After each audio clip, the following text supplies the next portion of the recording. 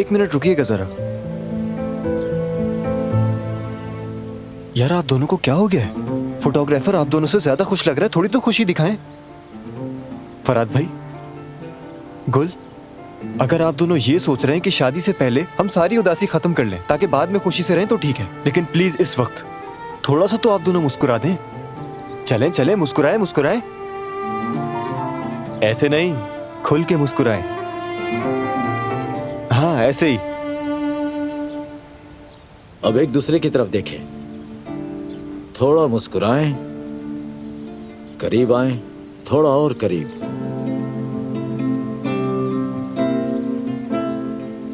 गले से लगा लो ना भाई।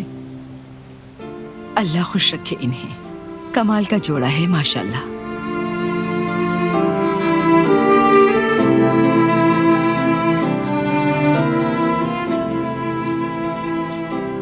मेरी बात सुनो कुल, इतने दुख देने पर मैं तुमसे तहे दिल से माजर चाहता हूं कुल। माफ कर दो मुझे।